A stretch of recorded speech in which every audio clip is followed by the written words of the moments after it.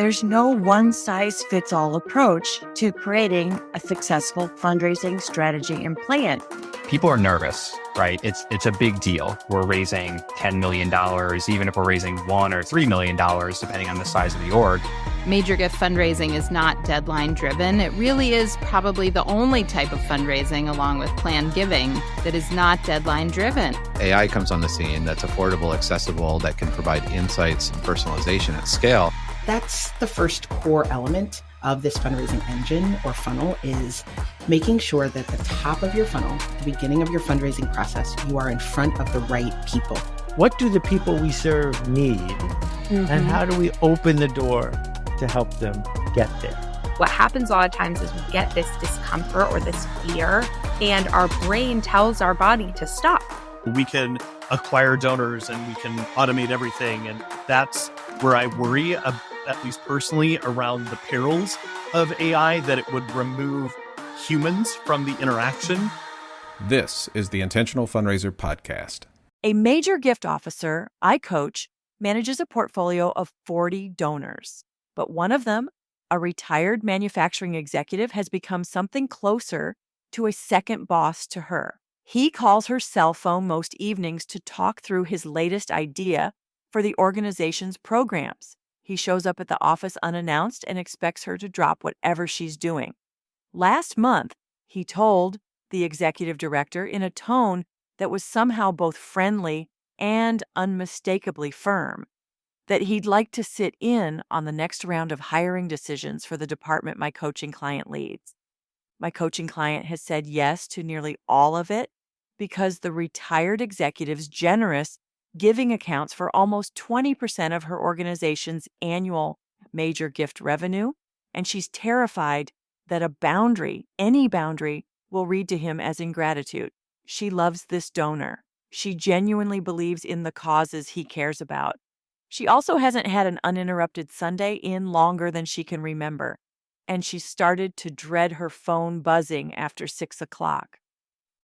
Welcome to the Intentional Fundraiser podcast. I'm Tammy Zonker, and today we're talking about something that doesn't get named nearly often enough in our field: the power dynamics that live inside major gift relationships and what it really looks like to protect a healthy boundary without damaging the trust and warmth you've built with a generous donor.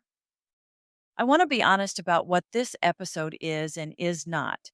This isn't a case against gratitude, and it's not permission to treat generous donors as adversaries. Most donors, even the ones who ask for more than they should, aren't acting out of malice. What this episode is about is a specific truth that took me years to fully accept: that gratitude and boundaries aren't opposites. A relationship without a boundary isn't a stronger relationship. It's usually just a relationship where one person is quietly absorbing all of the cost. By the end of this episode, you'll understand the power dynamics that show up almost invisibly in major gift work. You'll know how to recognize the red flags that a relationship has drifted out of balance, and you'll have language you can use this week to reset expectations while protecting both the donor's dignity and your own. Let's start with something most of us feel, but rarely say out loud. Major gift work is built on a real power imbalance, and pretending otherwise doesn't make it go away. Think about what a major donor typically holds. They often hold financial leverage, sometimes representing a meaningful share of your organization's budget. They often hold access to your board, your executive director, or your CEO, sometimes more direct access than you have yourself. They often hold social capital in your community that can open doors or close them. And in more cases than any of us like to admit, they hold something that feels dangerously close to influence over your own job security, especially at smaller organizations where one gift can make or break a budget year. None of that makes a donor a villain. It's simply the reality of the role. But when we don't name that reality plainly, we tend to make decisions driven by fear rather than by what's genuinely best for the mission or the relationship. My coaching client didn't say yes to the retired executive sitting in On hiring decisions because she thought it was a good idea. She said yes because she was afraid of what would happen if she didn't. I want to walk you through the three places I see power dynamics show up, most often in major gift work, because naming them specifically makes them much easier to navigate. The first is access. In 2026, donors have more direct lines to us than any generation before them. Cell phones, text messages, social media, sometimes a personal email address they got years ago and never gave up. Access itself isn't the problem. The problem is what I call access creep, where the amount of access a donor has slowly expands past what anyone agreed to in the first place. One late call becomes a habit. One text on a Saturday becomes an expectation of a text back within the hour. Nobody sat down and negotiated these terms. They just accumulated, one exception at a time. The second is influence. This shows up when a donor starts weighing in on decisions well outside their role, program direction, staffing, internal policy, sometimes even who else gets hired or promoted. A donor is absolutely entitled to an opinion, and a good one is worth hearing.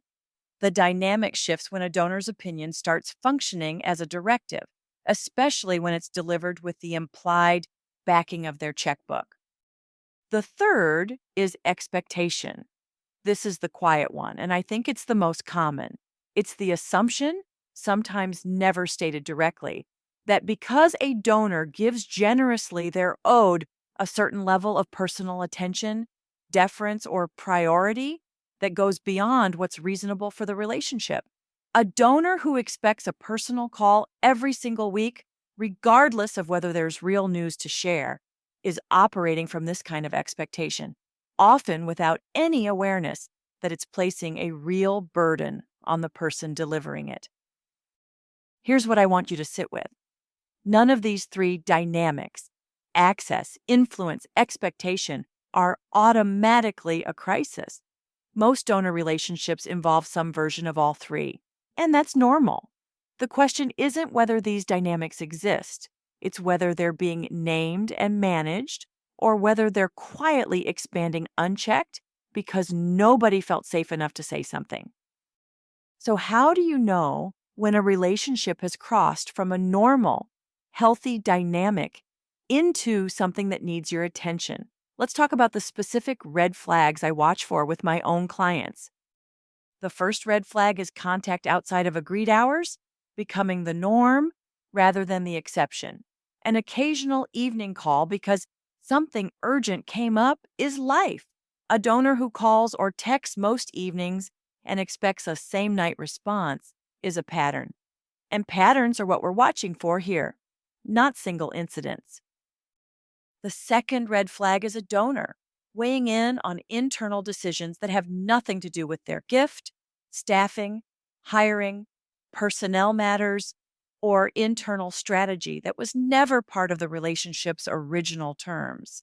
When the retired executive asked to sit in on hiring decisions, that wasn't a generous donor being engaged. That was a donor stepping into a role that belongs to my coaching client and her leadership team. The third red flag is language, even friendly language that ties the size or continuation of a gift to compliance with a personal request. Something like, "I'd hate for this to affect how I think about next year's gift," said with a smile, is still leverage. It doesn't need to be a threat to function like one. The fourth red flag is a donor who consistently goes around you to your supervisor or board when they don't get the answer they want from you directly. This one is particularly corrosive because it can quietly undermine your authority and your standing within your own organization, even when the donor doesn't intend it that way. The fifth red flag, and this is the one I want you to take most seriously, is your own body's response. Notice if you feel a specific kind of dread before a call with a particular donor. Notice if you find yourself rehearsing excuses before you even know what they're going to ask for. Notice if you've started hiding your phone, or if a specific donor's name popping up gives you a small jolt of anxiety. Your own nervous system is often the earliest and most accurate signal that something in a relationship has drifted out of balance, long before you can articulate exactly why. I want to be clear about something important here. Naming a red flag doesn't mean the donor is a bad person, and it doesn't mean the relationship is beyond repair. In my experience, most donors who cross a line are doing it without any real awareness that they've crossed it. They're not mustache twirling villains. They're people who've been given more access and more deference than is healthy for anyone, donor or otherwise. And nobody has ever gently shown them a different way to engage. That's good news, because it means the reset usually isn't about confrontation. It's about clarity. Let's talk about what an actual reset looks like, because knowing the dynamics and the red flags only helps if you know what to do next. The first principle is that warmth comes before the boundary, every time. The goal isn't to make a donor feel rejected. It's to redirect the relationship onto healthier footing while making clear you still value them. I coach fundraisers to build reset language in two parts. First, affirm the relationship specifically. Second, state the new boundary clearly and simply, without over-explaining or apologizing for it. A donor I worked with expected a personal update call every single Friday, whether or not there was real news. Her fundraiser said something like this: "I love keeping you close to this work. Let's move to a monthly call so I can bring you real updates that are genuinely worth your time." That's warmth first, boundary second, and no apology buried in the middle of it. The second principle is that specificity protects you better than a vague boundary ever will. I need more space invites confusion. I'm not available for calls after 6 in the evening, but I'll always get back to you first thing the next morning gives a donor something concrete to work with, and it gives you something concrete to hold yourself to as well. The third principle is documentation. If a pattern feels serious, personnel interference, leverage tied to gift size, going around you to your board, write down what happened and when in plain factual language as close to the moment as you can.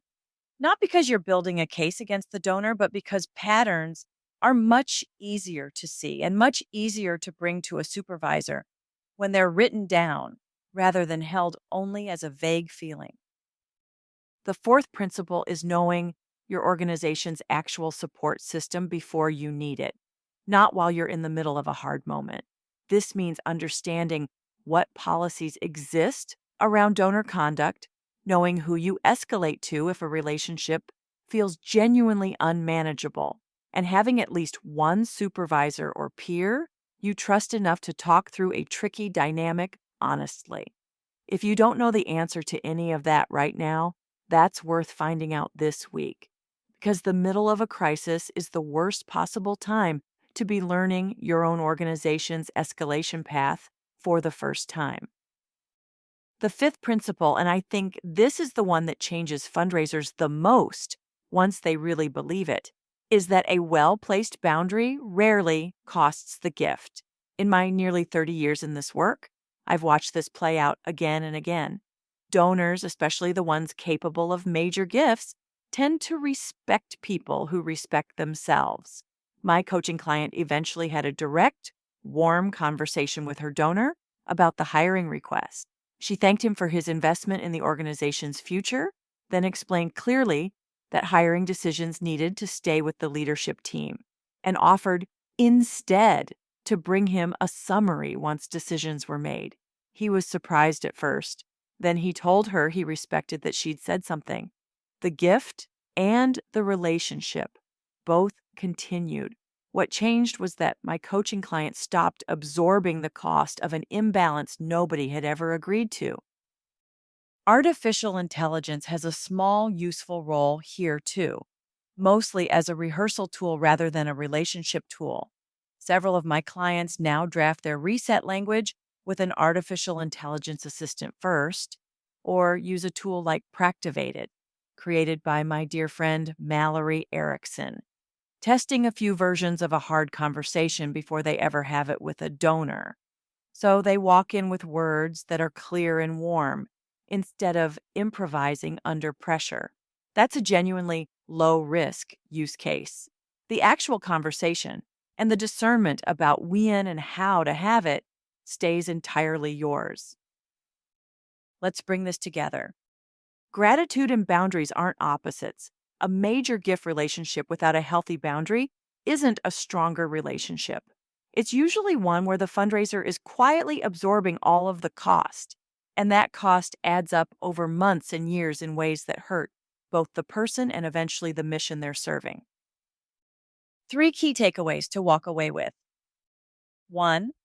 Power dynamics around access, influence, and expectation exist in nearly every major gift relationship, and naming them plainly is what makes them manageable instead of invisible. 2. Red flags rarely show up as one dramatic incident. They show up as patterns, off-hours contact, involvement in decisions outside the relationship's scope, language that ties a gift to compliance, and your own body's quiet signal that something feels off. 3. A reset built on warmth first and clarity second protects both the donor's dignity and yours. And in my experience, it rarely costs the relationship anything real. Your challenge this week is straightforward. Think of one donor relationship that's felt slightly out of balance lately. Write down specifically what's happening that doesn't sit right with you. Then draft one sentence of reset language, warmth first, boundary second, the way my coaching client eventually did with her donor. You don't have to use it this week. Just have it ready. My coaching client didn't lose her biggest donor by setting a boundary. She lost 2 years of Sunday evenings before she found the courage to set one. You deserve better than that, and so does the relationship you're trying to protect. Thank you for being here. Thank you for the work you do. The world needs fundraisers who can hold both generosity and self-respect in the same hand. Keep transforming your fundraising so you can transform the world. The Intentional Fundraiser Podcast is a Fundraising Transformed original. I'm Trent Thompson, executive producer, CMO, and head of community at Fundraising Transformed and the Modern Institute for Charitable Giving. The Intentional Fundraiser Podcast has been recognized by FeedSpot as one of the top 80 fundraising podcasts on the web. This recognition means so much to us, and it wouldn't be possible without your incredible support, encouragement, and thoughtful engagement. Every listen, share, and conversation has helped us grow and reach more passionate fundraisers like you. If you enjoyed this episode, please take a moment to review and rate it 5 stars on Apple Podcasts, and be sure to follow or subscribe wherever you listen. For resources mentioned in this episode and to subscribe to our Scaling Major Gifts newsletter, visit fundraisingtransformed.com.